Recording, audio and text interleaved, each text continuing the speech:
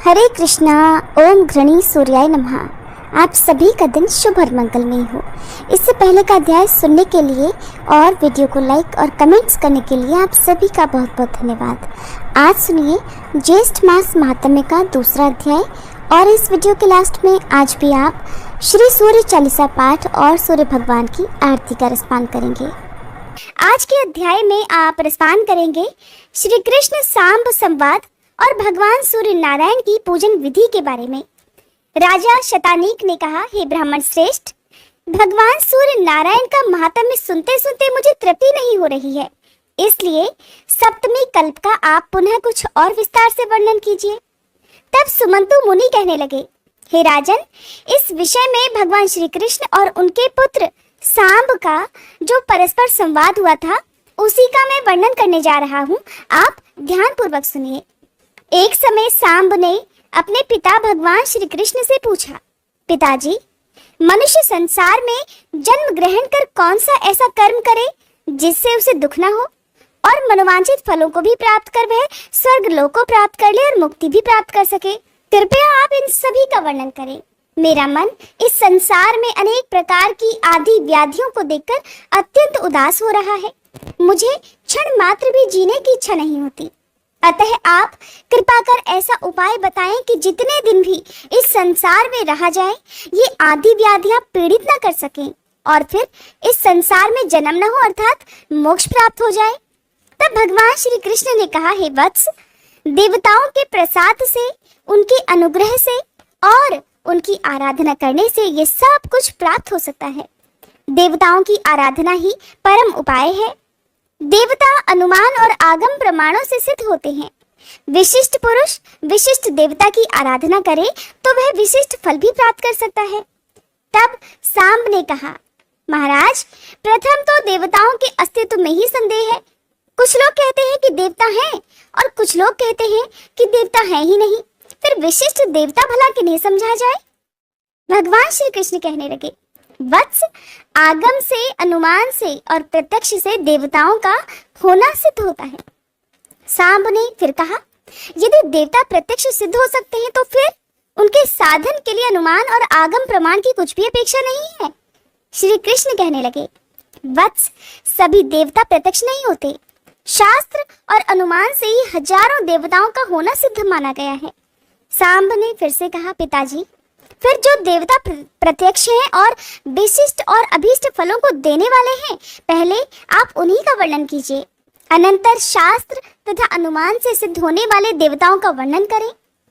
श्री कृष्ण कहने लगे, प्रत्यक्ष देवता तो संसार के नेत्र स्वरूप भगवान सूर्य नारायण ही है। इनसे बढ़कर दूसरा कोई देवता नहीं है। संपूर्ण जगत इन्हीं से उत्पन्न हुआ है और अंत में इन्हीं में विलीन भी हो जाएगा। सत्य, आदि, युग और काल की गणना इन्हीं से सिद्ध होती है। ग्रह, नक्षत्र, योग, करण, राशि, आदित्य, वसु, रुद्र, वायु, अग्नि, अश्विनी कुमार, इंद्र, प्रजापति, दिशाएं, भूः, भुवः, स्वः, ये सभी लोक और पर्वत, नदी, समुद्र, नाग तथा संपूर्ण भूत ग्राम की उत्पत्ति के एकमात्र हेतु भगवान सूर्य नारायण ही है। ये संपूर्ण चराचर जगत इनकी ही इच्छा से उत्पन्न हुआ है, इनकी ही इच्छा से स्थित है और सभी इनकी ही इच्छा से यहाँ पर अपने अपने व्यवहार में प्रवृत्त होते हैं। इन्हीं के अनुग्रह से ये सारा संसार प्रयत्नशील दिखाई देता है। सूर्य भगवान के उदय के साथ जगत का उदय और उनके अस्त होने के साथ जगत का अस्त हो जाता है। इनसे अधिक न कोई देवता हुआ और न कभी हो सकेगा। वेदादि शास्त्रों तथा इतिहास, पुराण आदि में इनका परमात्मा, अंतरात्मा आदि शब्दों से प्रतिपादन किया गया है और ये सर्वत्र व्याप्त हैं। इनके संपूर्ण गुणों और प्रभावों का वर्णन 100 वर्षों में भी नहीं किया जा सकता वत्स। इसलिए दिवाकर, गुणाकर, सबके स्वामी, सबके सृष्टा और सबका संहार करने वाले भी यही कहे गए हैं। ये स्वयं अव्यव हैं। जो पुरुष सूर्य मंडल की रचना कर प्रातः, मध्याह्न और सायं उनकी पूजा कर उपस्थान करता है, वह परम गति को प्राप्त करता है। फिर जो प्रत्यक्ष सूर्य नारायण का भक्ति पूर्वक पूजन करता है, उसके लिए कौन सा पदार्थ दुर्लभ है और जो अपनी अंतरात्मा में ही मंडलस्थ भगवान सूर्य को अपनी बुद्धि द्वारा निश्चित कर लेता हो तथा ऐसा समझकर वह इनका ध्यान पूर्वक पूजन, हवन और जप करता है, वह सभी कामनाओं को प्राप्त कर लेता है और अंत में इनके लोक को प्राप्त होता है। इसलिए हे पुत्र, यदि तुम इस संसार में सुख चाहते हो और भुक्ति तथा मुक्ति की इच्छा रखते हो तो विधि पूर्वक प्रत्यक्ष देवता भगवान सूर्य की तन्मयता से आराधना करो। इससे तुम्हें आध्यात्मिक, आधिदैविक और आधि भौतिक कोई भी दुख प्राप्त नहीं होंगे। जो सूर्य भगवान की शरण में जाते हैं उनको किसी प्रकार का भय नहीं होता। उन्हें इस लोक तथा परलोक में शाश्वत सुख भी प्राप्त होता है। स्वयं मैंने भगवान सूर्य की बहुत काल तक यथाविधि आराधना की है। उन्हीं की कृपा से मुझे ये दिव्य ज्ञान प्राप्त हुआ है। वत्स, इससे बढ़कर मनुष्यों के हित का कोई और उपाय है ही नहीं।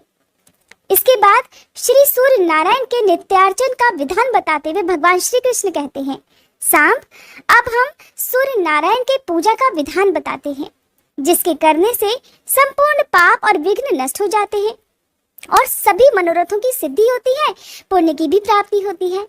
प्रातः काल उठकर शौच आदि से निवृत्त होकर नदी के तट पर जाकर आचमन करना चाहिए। फिर सूर्योदय के समय मृतिका का शरीर पर लेपन अर्थात मिट्टी का शरीर पर लेपन कर स्नान करें। पुनः आचमन कर शुद्ध वस्त्र धारण करें और सप्ताक्षर मंत्र अर्थात खखोलकाय स्वाहा ये सूर्य भगवान को अर्घ दें। फिर हृदय में मंत्र का ध्यान करें और सूर्य मंदिर में जाकर सूर्य देव की पूजा करें। सर्वप्रथम श्रद्धा पूर्वक पूरक, रेचक और कुंभक नामक प्राणायाम कर वायवी और आग्नेयी, महेंद्री और वारुणी धारणा करके भूत शुद्धि की रीति से शरीर का शोषण, दहन, स्तंभन और प्राप्तवन करके अपने शरीर की शुद्धि कर ले। फिर अपने शुद्ध हृदय में भगवान सूर्य की भावना कर उन्हें प्रणाम करें। स्थूल सूक्ष्म शरीर तथा इंद्रियों को अपने अपने स्थानों में उपन्यस्त करें। ओम खः स्वाहा हृदयाय नमः। ओम खं स्वाहा शिरसे स्वाहा। ओम उल्काय स्वाहा शिखाय वशद। ओम याय स्वाहा कवचाय हम। ओम स्वां स्वाहा। इन मंत्रों से अंग न्यास कर पूजन सामग्री का मूल मंत्र से अभिमंत्रित जल द्वारा प्रोक्षण करें। फिर सुगंध आदि पुष्पादि उपचारों से सूर्य भगवान का पूजन करें। सूर्य नारायण की पूजा दिन के समय सूर्य मूर्ति में और रात्रि के समय अग्नि में करनी चाहिए। प्रभात काल में पूर्वाभिमुख अर्थात पूर्व की ओर मुंह करके, सायंकाल में पश्चिम की ओर मुंह करके और रात्रि में उत्तर की ओर मुंह करके पूजन करने का विधान है। ओम खगोलकाय स्वाहा इस सप्ताक्षर मूल मंत्र से सूर्य मंडल के बीच षटदल कमल का ध्यान कर उसके मध्य में सहस्त्र किरणों से दैदीप्यमान भगवान सूर्य नारायण की मूर्ति का ध्यान करें। फिर रक्त चंदन, करवीर आदि रक्त पुष्पों, धूप दीप अनेक प्रकार के नैवेद्य, वस्त्राभूषण आदि उपचारों से पूजा करें अथवा रक्त चंदन से ताम्र पात्र में षटदल कमल बनाकर उसके मध्य में सभी उपचारों से भगवान सूर्य नारायण का पूजन करें।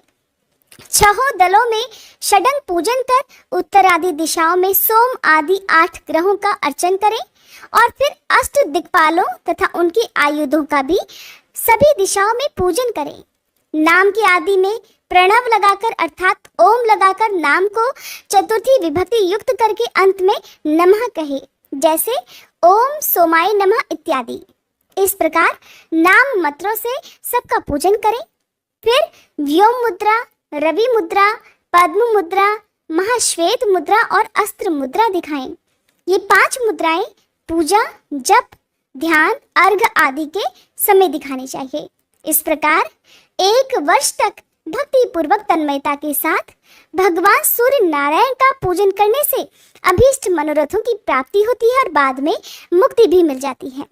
इस विधि से पूजन करने पर रोगी रोग से मुक्त हो जाता है, धनहीन धन प्राप्त कर लेता है, राज्य भ्रष्ट को राज्य मिल जाता है, पुत्रहीन को पुत्र प्राप्त होता है और सूर्य नारायण का पूजन करने वाला पुरुष प्रज्ञा, मेधा तथा सभी समृद्धियों से संपन्न होता हुआ चिरंजीवी हो जाता है। इस विधि से पूजन करने पर कन्याओं को उत्तम वर की, कुरूपा स्त्री को उत्तम सौभाग्य की तथा विद्यार्थी को सद्विद्या की प्राप्ति होती है, ऐसा सूर्य भगवान ने स्वयं अपने मुख से कहा है। इस प्रकार सूर्य भगवान का पूजन करने से धन, धान्य, संतान, पशु आदि की नित्य अभिवृद्धि होती है। मनुष्य निष्काम हो जाता है और अंत में उसे सद्गति प्राप्त होती है। हरे कृष्णा। आज के अध्याय में बस इतना ही। अब सुनिए श्री सूर्य चालीसा पाठ। श्री रवि हरत हो घोरतम, अगणित किरण पसारी, वंदन करूं तब चरणन में, अर्घ देऊं जलधारी।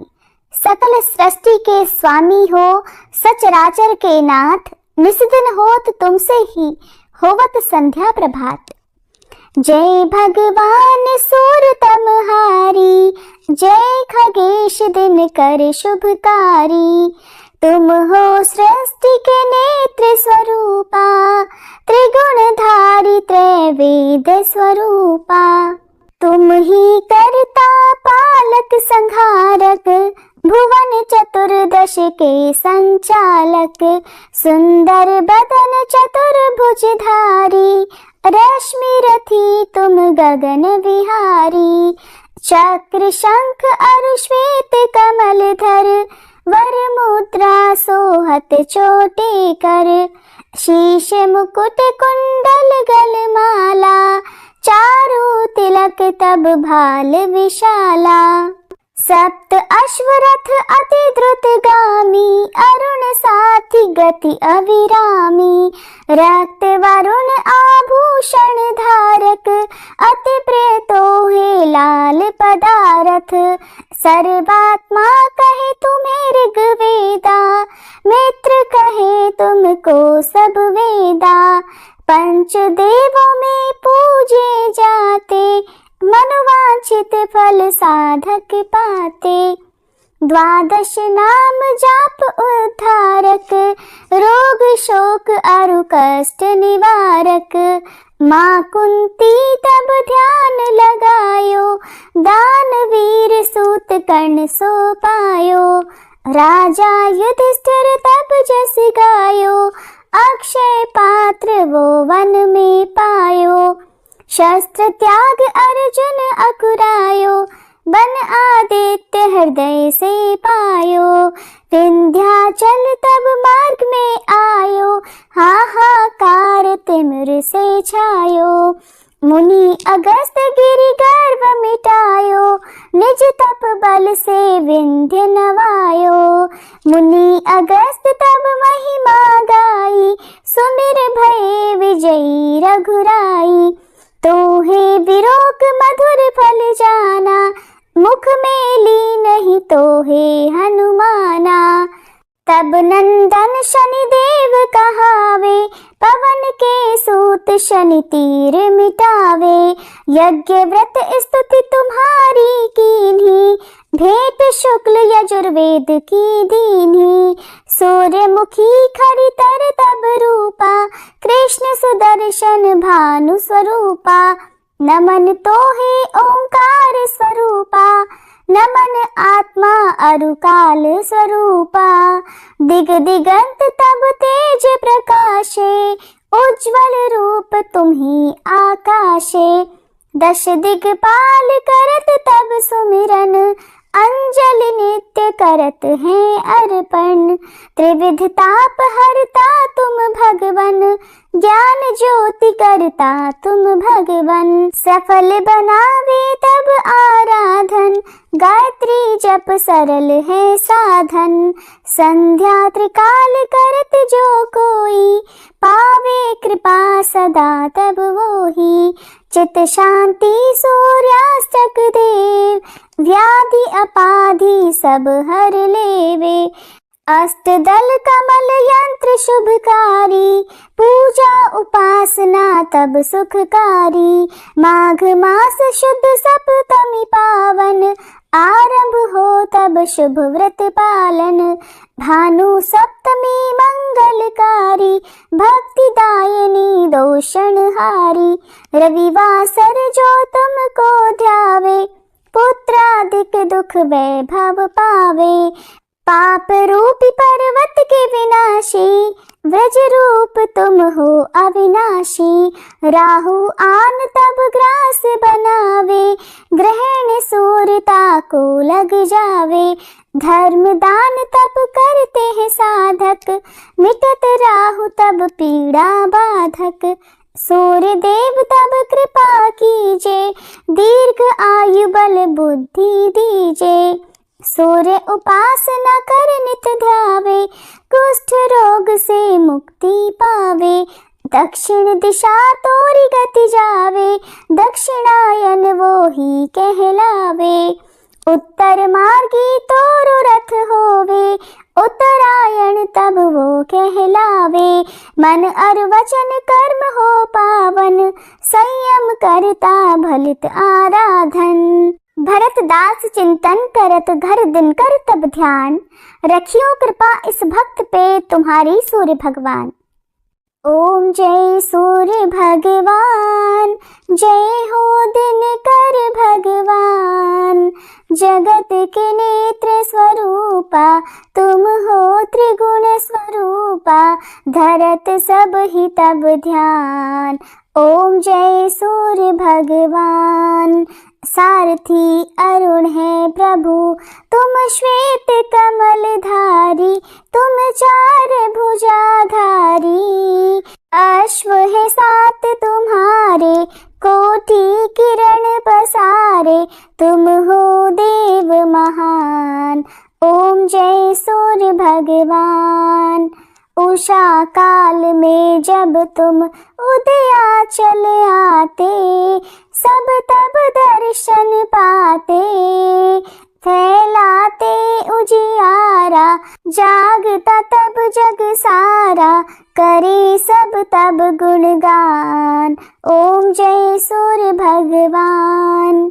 संध्या में भुवनेश्वर अस्ताचल जाते, गोधन तब घर आते। गोधूली बेला में हर घर हर आंगन में, हो तब महिमा गान।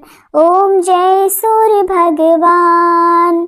देव दनुज नर नारी, ऋषि मुनिवर भजते। आदित्य हृदय जपते, स्तोत्र ये मंगलकारी।